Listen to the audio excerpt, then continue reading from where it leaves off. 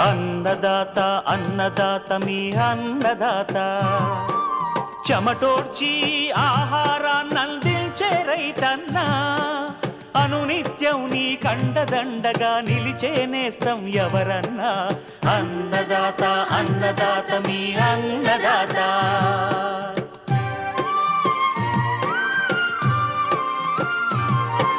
నూతన రీతుల సాగుబడికి, నూరింతలు పెరిగే దిగుబడికి సూచనలిచ్చే సస్య రక్షణకు, పశు పోషణకి శాస్త్ర విజ్ఞానం అందించి ముందుకు నడిపే తెలుగు రైతు భారతదేశానికి మకుటం అయ్యేలా తీర్చిదిద్దే ఆశయంతో మిమ్ము మేలు కొలిపేది అన్నదాత.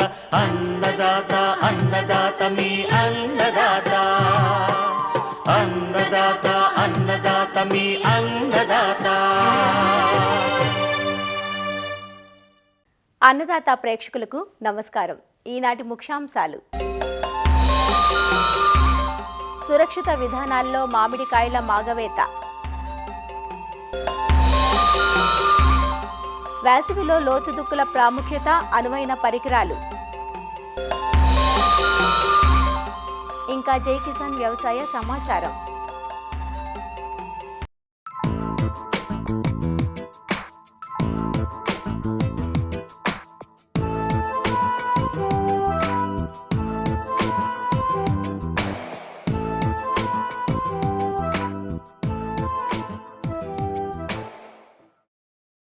వేసవి కాలం వచ్చిందంటే ప్రతి ఒక్కరికి తినాలనిపించే పండు మామిడి. ఇలాంటి మధురమైన మామిడి పండ్ల డిమాండ్ను కూడా సొమ్ము చేసుకోవడానికి దళారీలు, వ్యాపారస్తులు ప్రయత్నం చేస్తుంటారు. సాధారణంగా ఏప్రిల్ నుంచి మొదలుపెట్టి ఆలస్యంగా వచ్చే రకాలైతే జూలై వరకు కాయలు కోతకొస్తూ ఉంటాయి. మామిడికాయలు ఫిబ్రవరి, మార్చి మాసాల నుంచే అపరిపక్వ కాయలను తెంపి ప్రాణాంతకమైన కాల్షియం కార్బైడ్ లాంటి మందులను వేసి మగ్గపెడుతున్నారు. అలా మాగిన పండ్లను తినడం వల్ల అనారోగ్య సమస్యలు, అలర్జీలు, జీర్ణ సంబంధిత సమస్యలు, క్యాన్సర్ వంటి ప్రాణాంతక వ్యాధులు కూడా తలెత్తే ప్రమాదం ఉంటుంది. నిషిద్ధ కార్బైడ్ను ఎట్టి పరిస్థితుల్లోనూ వాడకూడదు. అనుమతించబడ్డ ఇత్రిల్ను సురక్షిత పద్ధతిలో మాత్రమే వాడుకోవాలి.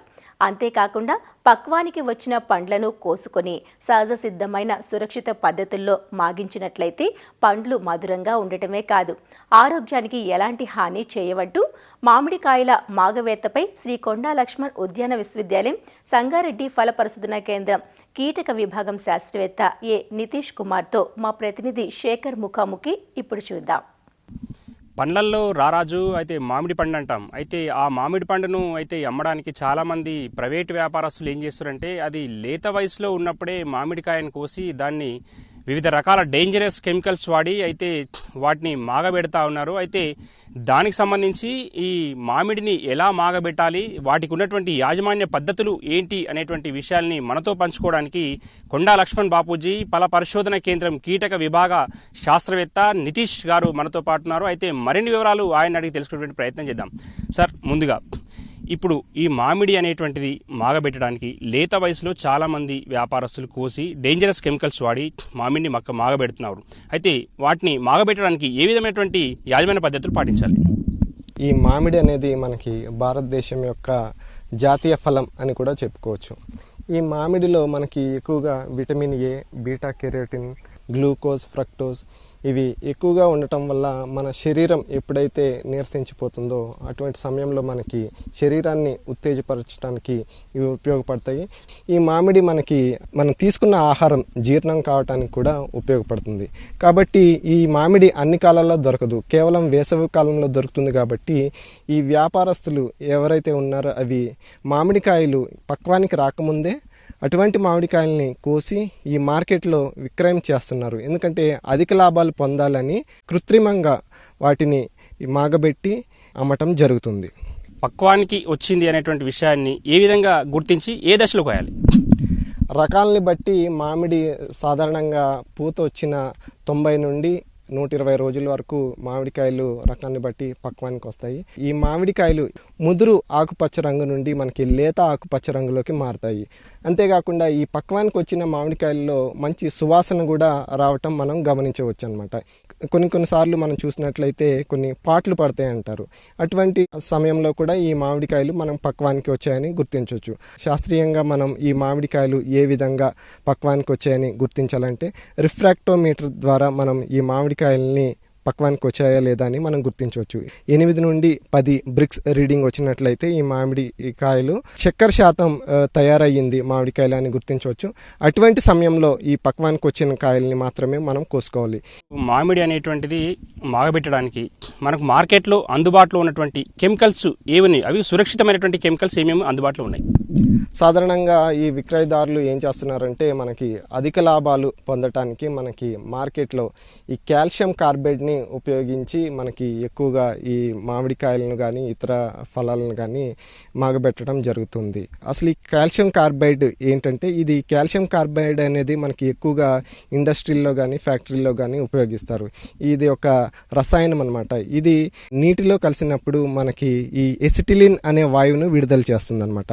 అంటే గాలిలో తేమతో కలిసినప్పుడు ఎసిటిలిన్ అనే వాయువు మనకి విడుదలవటం వల్ల ఉష్ణోగ్రత అనేది విడుదలవుతుంది అనమాట. ఈ ఉష్ణోగ్రత పెరగటం వల్ల మాగినట్టుగా మనకి కనిపిస్తాయి అనమాట. అంటే పైన రంగు అనేది మారుతుంది కానీ లోపల అనేది కాయ అనేది పచ్చిగానే ఉంటుంది.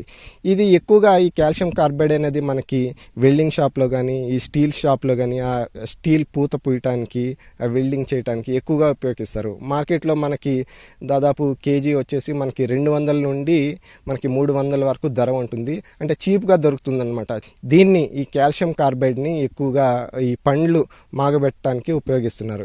ఈ కాల్షియం కార్బైడ్ ఉపయోగించినప్పుడు ఏమవుతుందంటే మనకి ఈ ఎసిటిలిన్ వాయువు విడుదలైనప్పుడు మనకి భాస్వరం కానీ ఇతరత్ర మనకి ఖనిజాలు ఏవైతే ఉన్నాయో అవి అవశేషాలుగా మనకి కాయల మీద మిగిలిపోతున్నాయి. అటువంటి కాయలు మనం ఆహారంగా తీసుకున్నప్పుడు అటువంటి అవశేషాలు మన శరీరంలోకి వెళ్ళి మనం అనారోగ్య పాలు కావడానికి ఆస్కారం ఉంటుంది. మామిడికాయలు మక్క పెట్టడానికి ఇథిలిన్ అనేటువంటిది వాడుతూ ఉన్నారు ఇప్పుడు చాలామంది వ్యాపారస్తులు. అయితే అది సురక్షితమా ఇథిలిన్ అనేటువంటి? ఈ ఇథిలిన్ అనేది మనకి చెట్లల్లో సహజంగా విడుదలయ్యే ఒక హార్మోన్. ఈ ఇథిలిన్ అనేది మనం సురక్షితంగా పండ్లు మనం మాగబెట్టడానికి ఉపయోగించవచ్చు.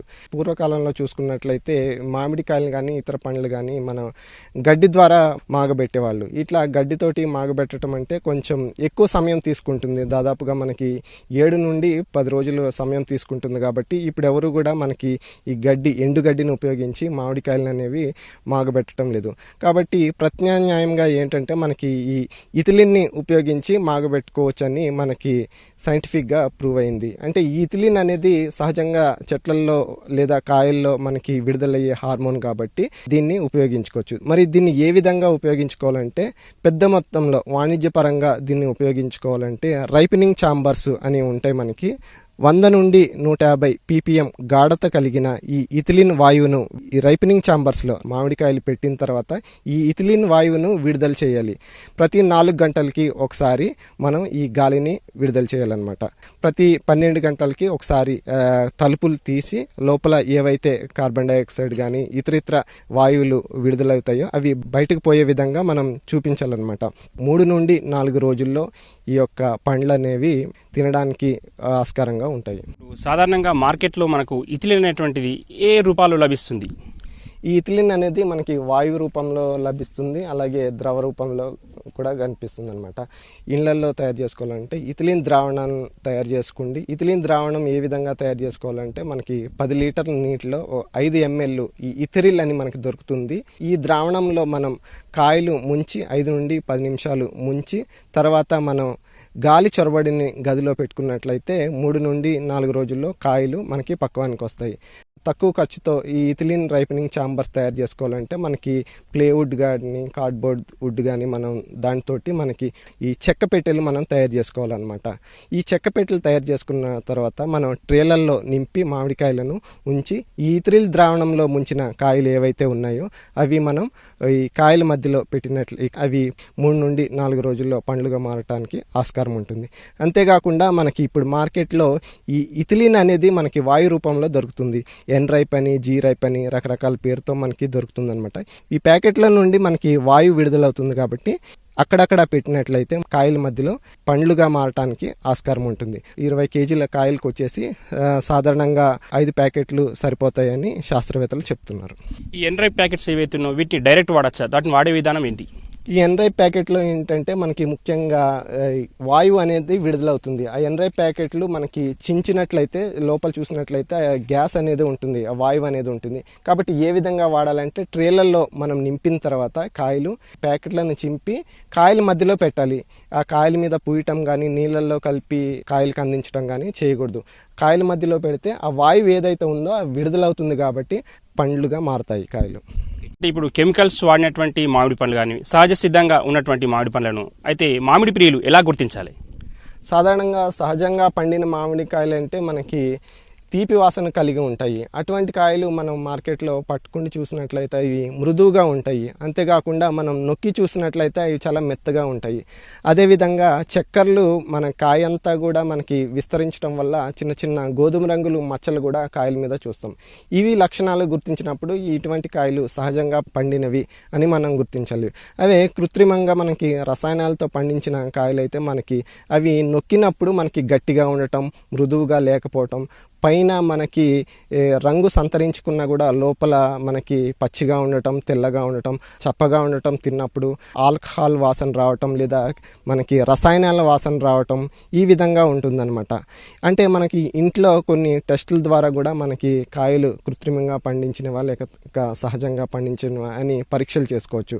ఒక బకెట్ నీళ్ళల్లో తీసుకుండి మనం మార్కెట్ నుండి తెచ్చిన కాయలు వేసి చూసినట్లయితే పైకి ఏవైతే తేలుతున్నాయో అటువంటి కాయలు మనకి కృత్రిమంగా రసాయనాలతో పండించినవని గుర్తించవచ్చు. అలాగే లోపలికి ఏవైతే ఉన్నాయో బకెట్ లోపల మునిగి ఉన్నాయో అవి సహజంగా పండించిన కాయలని గుర్తించవచ్చు. అంతేకాకుండా ఒక బకెట్ నీళ్ళల్లో మనకి ఇంట్లో దొరికే వంట సోడా వేసి ద్రావణంలాగా తయారు చేసుకోండి. అటువంటి ద్రావణంలో ఈ మామిడికాయలు వేసి మనం చూసినట్లయితే ఏవైతే మనకి సహజంగా పండినవో అవి రంగు అనేవి మారవు. కృత్రిమంగా రసాయనాలతో పండించిన మామిడికాయలు మనం 5-10 నిమిషాల తర్వాత ఆ పైన రంగు అయితే ఏదుందో కొంచెం మారినట్లుగా గమనించవచ్చు. ఈ విధంగా మనం ఇంట్లోనే పరీక్షలు చేసుకోవచ్చు. సాధారణంగా ఇప్పుడు సహజ సిద్ధంగా పండినటువంటి మామిడి తింటే ఎలా ఉంటుంది? కెమికల్స్ వాడినటువంటి మామిడి పండ్లను తింటే ఎలాంటి అనారోగ్య సమస్యలు ఏర్పడతాయి? ఈ రసాయనాల ద్వారా మనకి పండించిన మామిడికాయలు తింటే మనకి వాంతులు అవ్వటం, విరేచనాలు అవ్వటం సహజంగా మనం చూస్తాము. అంతేకాకుండా మనం తీసుకున్న ఆహారం జీర్ణం కాకపోవటం కూడా మనం చూసుకుంటాం. ఎందుకంటే ఈ మనకి భాస్వరం అనేది మనకి పండ్ల మీద అవశేషాలుగా ఉన్నప్పుడు అటువంటి ఖనిజాలు మన శరీరంలోకి వెళ్ళినప్పుడు మనకి దీర్ఘకాలికంగా చూసుకున్నట్లయితే ఇది నాడీ వ్యవస్థ పైన పనిచేస్తుంది. కాబట్టి మనకి తలనొప్పి రావటం, మతిమరుపు రావటం చూసుకోవచ్చు అనమాట. అంతేకాకుండా ఎక్కువ మోతాదులో ఎక్కువ పీపీఎం మన శరీరంలో ఈ యొక్క అవశేషాలు ఉన్నట్లయితే అల్సర్, క్యాన్సర్ వంటివి కూడా రావడానికి ఆస్కారం ఉంటుంది. కాబట్టి మార్కెట్లో నుంచి తెచ్చుకున్న కాయలను మనం శుభ్రంగా పారే నీటితో అంటే ట్యాప్ వాటర్లో శుభ్రంగా కడుక్కున్న తర్వాత వీలైతే ఆ మామిడి పైన ఏదైతే తొక్క ఉందో అది తీసేసి తినాలి. అంతేకాకుండా మార్కెట్ నుండి మనం తెచ్చుకున్న పండ్లను వీలైతే ఉప్పు నీటిలో కడిగినట్లయితే ఆ పైన ఏవైతే అవశేషాలు ఉన్నాయో రసాయన యొక్క అవశేషాలు అవి పోవటానికి ఆస్కారం ఉంటుంది. కాబట్టి తద్వారా మనం ఆరోగ్యకరమైన పండ్లు తీసుకోవటానికి అవకాశం ఉంటుంది. అయితే చాలామంది వ్యాపారస్తులు ఏం చేస్తారంటే ఈ మామిడిని తొందరగా పక్వానికి తీసుకురావడానికి డేంజరస్ కెమికల్స్ వాడి వాటిని మాగబెట్టడం జరుగుతుంది. అయితే వాటిని ఒకవేళ ఈ డేంజరస్ కెమికల్స్ వాడితే చట్టపరంగా ఏమేమి చర్యలు తీసుకుంటారో వాటికి సంబంధించినటువంటి అంశాలు చెప్పండి. ఈ ఆహార భద్రత విషయంలో మనకి ఈ ఎవరైతే ఆహారాన్ని కల్తీ చేస్తారో మనకి 1954-55లో మనకి చట్టాలు తీసుకురావటం జరిగింది. PFA యాక్ట్ అని కూడా చట్టం అని కూడా ఉంది. అంటే మనకి ప్రివెన్షన్ ఆఫ్ ఫుడ్ అడల్టరేషన్ అని మనకి ఒక చట్టం ఉంది. 1954లో మనకి తీసుకొచ్చారు. దీని ప్రకారం ఏంటంటే ఎవరైతే ఆహారాన్ని కల్తీ చేస్తారో మనకి అటువంటి వారికి కఠిన శిక్షలు ఉన్నాయి. అంటే మనకి ఈ మామిడిని కార్బైడ్ ద్వారా మనకి మాగబెట్టినా సరే దాని కిందకే వస్తుందన్నమాట. ఎవరైతే ఈ మామిడికాయలను ఈ కార్బైడ్ ద్వారా కానీ ఇతర చైనా పొడి ద్వారా కానీ ఇతర ఏవైనా కెమికల్స్ రసాయన కెమికల్స్ వాడి మనకి మాగబెడతారో అటువంటి వారికి కఠినంగా శిక్షలు ఉన్నాయి. దాదాపుగా మనకి 3 సంవత్సరాల వరకు అటువంటి వారికి శిక్ష పడే అవకాశం ఉంది. అంతేకాకుండా 5 లక్షల జరిమానా కూడా ఉంటుంది. అయితే మనకి భారతదేశంలో FSSAI అనేది ఆహార భద్రతలో ఎంత మోతాదులో మనకి ఏ కెమికల్స్ ఉండాలి, ఏ రసాయనాలు ఉండాలి, ఎంత PPM మనం తీసుకునే ఆహారంలో ఉండాలని FSSAI అనేది వాళ్ళు చూస్తున్నారనమాట. వాళ్ళు చెప్పిన ప్రకారం ఏంటంటే 2011లో వారు ఒక ప్రకటన చేశారు. ఏంటంటే ఎవరైతే మనకి ఈ కాల్షియం కార్బైడ్ వాడి ఈ మామిడి పండ్లను మాగబెడతానో అటువంటి వారికి కఠిన శిక్షలు అమలు చేస్తారని ఈ food safety and standard authority of India వాళ్ళు చెప్పడం జరిగింది.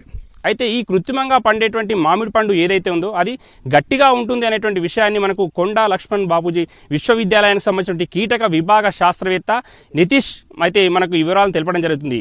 కెమెరామెన్ ఉమాయేశ్వరరావుతో శేఖర్, సంగారెడ్డి.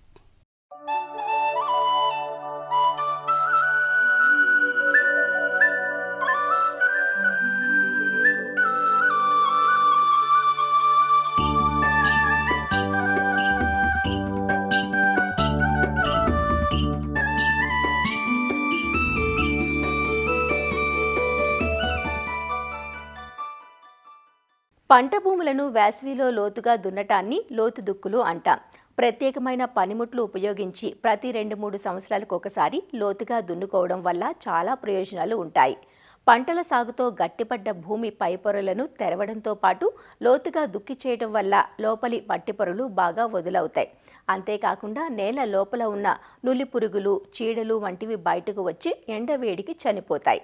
అసలు వేసవి దుక్కులను ఎలా చేసుకోవాలి, ఏ పరికరాలు ఉపయోగించాలి, వేసవి దుక్కుల వల్ల ప్రయోజనాలేంటి అనే వివరాలను ఈరోజు అన్నదాతలో తెలుసుకుందాం. సాధారణంగా ఏప్రిల్-మే మాసాల్లో అడపాదడపా వర్షాలు కురుస్తూ ఉంటాయి. ఈ తొలకరి వర్షాలు కురిసినప్పుడు భూమిని లోతుగా దుక్కులు చేసుకోవాలి. లోతు దుక్కుల వల్ల భూమి పై పొరలు లోపలికి, భూమి లోపల ఉన్న లోపలి పొరలు బయటికి తిరగబడతాయి.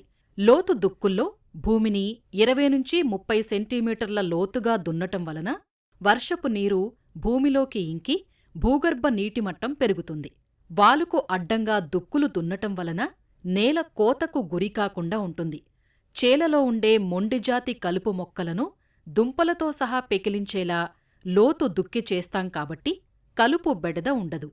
వేసవి దుక్కుల ద్వారా భూమిలో నిద్రావస్థలో ఉన్న పలు కీటకాల కోసస్థ దశలు నశింపబడి తర్వాత వేసే పంటల మీద చీడపీడల ఉధృతి తగ్గుతుంది. ఎండు తెగులు ఉన్న ప్రాంతాల్లో వేసవి దుక్కులు చేస్తే భూమిలోని శిలీంధ్రాలు నశించి తర్వాత పంటకాలానికి ఆ తెగులు తీవ్రత చాలా వరకు తగ్గుతుంది.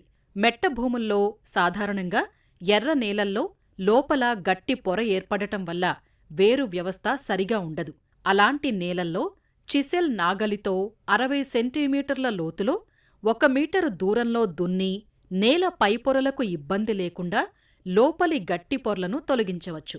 సాధారణంగా తేలికపాటి నేలల్లో 1-2 సార్లు దున్నితే సరిపోతుంది. ఒకవేళ పొలంలో కలుపు మొక్కలు, అంతకుముందు వేసిన పంట యొక్క అవశేషాలు ఉన్నట్లయితే కనీసం 3 దఫాలైనా దున్నాలి.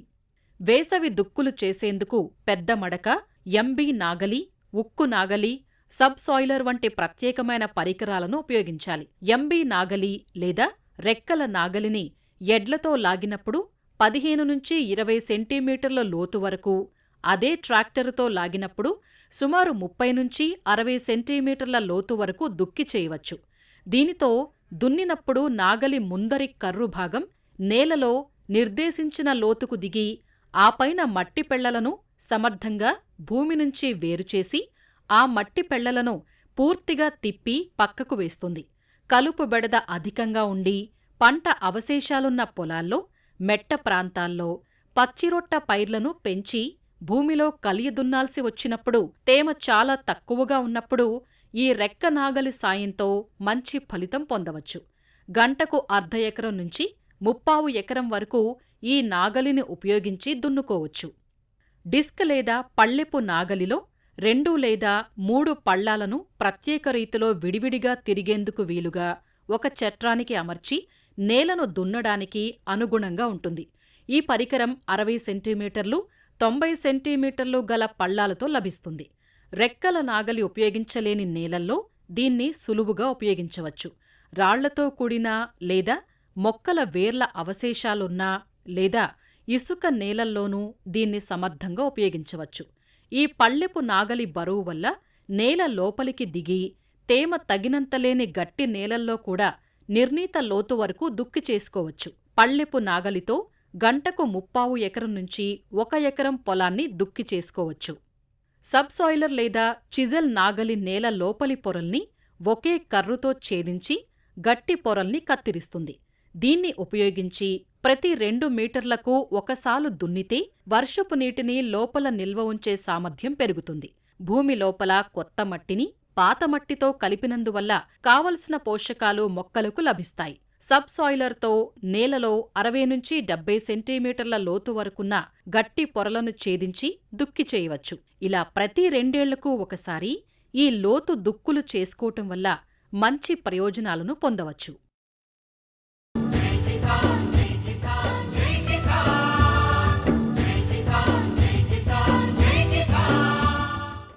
వ్యవసాయ సమాచారం ఇప్పుడు జై కిసాన్లో చూద్దాం. శ్రీకాకుళం జిల్లాలో ఉత్తర కోస్తా మండల వ్యవసాయ పరిశోధన మరియు విస్తరణ సలహా మండలి సమావేశం జరిగింది. 2 రోజుల పాటు జరిగిన సమావేశానికి ఉత్తర కోస్తాలోని వ్యవసాయ పరిశోధన కేంద్రాల శాస్త్రవేత్తలు, అధికారులు హాజరయ్యారు. 2026-2027 సంవత్సరానికి గాను వ్యవసాయ కార్యాచరణ ప్రణాళికను ఈ సందర్భంగా ఆవిష్కరించారు. తమ ప్రాంతంలో పంటల ఉత్పాదకత పెంచే దిశగా అందుబాటులోకి వచ్చిన నూతన వంగడాల గురించి శాస్త్రవేత్తలు చర్చించారు. రైతులకు వ్యవసాయ పరిశోధన ఫలితాలు చేర్చడం ద్వారా అధిక ఉత్పత్తులు సాధించడానికి వీలవుతుందని ఆచార్య ఎన్జీ రంగా వ్యవసాయ విశ్వవిద్యాలయం పరిశోధనా సంచాలకులు డాక్టర్ పాలడుగు సత్యనారాయణ పేర్కొన్నారు. మన రాష్ట్రంలో వివిధ జిల్లాల్లో ఉన్నటువంటి పరిశోధనా స్థానాలు కానీ విస్తరణ కేంద్రాలని దాదాపు 6 మండలాలుగా విడగొట్టి 2 నుంచి 4 జిల్లాలు ఆ మండలాల్లో ఉంటాయి. ఆ మండలాలకు సంబంధించినటువంటి అగ్రో క్లైమాటిక్ జోన్ సంబంధించినటువంటి పరిశోధనలు కానీ విస్తరణలు కానీ ప్రతి సంవత్సరం మనం చేస్తున్నటువంటి కార్యక్రమాలు రైతుకి ఏ విధంగా ఉపయోగపడుతున్నాయి, అలాగే రైతు నుంచి వచ్చేటువంటి కొత్త సమస్యల్ని పరిశోధన పరంగా ఏ విధంగా చేయాలి, అలాగే విస్తరణ పరంగా ఏమేం చేయాలన్నటువంటి సమావేశాలు జోనల్ రీసెర్చ్ అడ్వైజరీ కౌన్సిల్ మీటింగ్గా మన ప్రతి జోన్లోనూ అగ్రో క్లైమాటిక్ జోన్లో చేస్తున్నాం. ఉత్తర కోస్తా జిల్లాలకు సంబంధించినటువంటి ఉత్తర కోస్తా మండలానికి సంబంధించినటువంటి 3 జిల్లాలు అంటే పాత 3 జిల్లాలు తీసుకుంటే విజయనగరం, విశాఖపట్నం, శ్రీకాకుళం జిల్లాల్లో మనం ఈ సమావేశాలు నిర్వహించుకుంటున్నాం. ప్రధానంగా చూసినట్టయితే ఉత్తర కోస్తాలో వరి దాదాపుగా 10.5 లక్షల ఎకరాలు అటు ఖరీఫ్ రబీలోను సాగు చేస్తున్నప్పుడు అనేక రకాలు సాగులో ఉన్నాయి.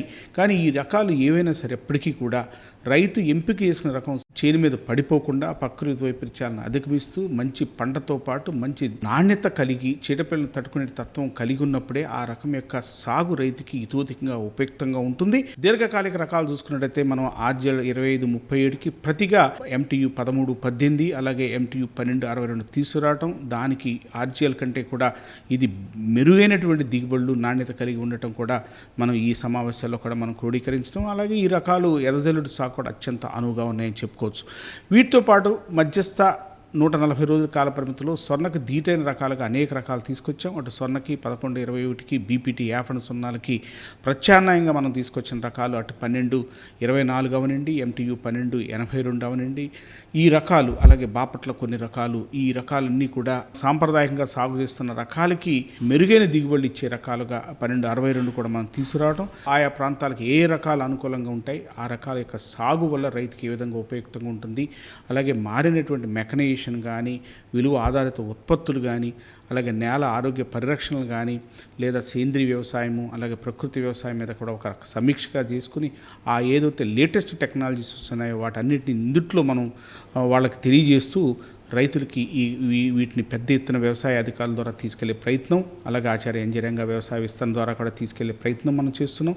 ముఖ్యంగా మనం పడేటువంటి వర్షాలని దృష్టిలో పెట్టుకుని ఆయా పంటలు ఆరుతడి పంటలుగా కూడా మనం చేయాల్సిన అవసరం ఉంది.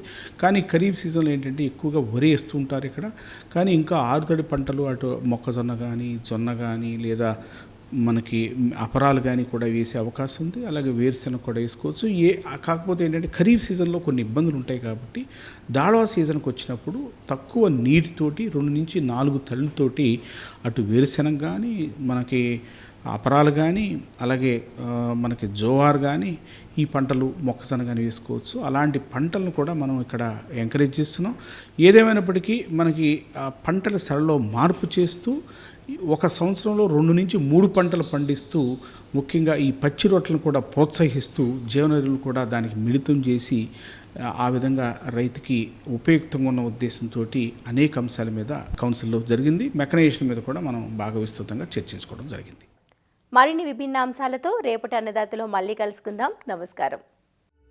అన్నదాతలు తమ సందేహాలు సమస్యలను 1-800-425-4085 టోల్ ఫ్రీ నంబర్లో ఉదయం 10 నుంచి 11 గంటల మధ్య పని దినాలలో సంప్రదించగలరు. ఈ కార్యక్రమాన్ని యూట్యూబ్లో www.youtube.com/annadata ETV లింక్ ద్వారా వీక్షించవచ్చు.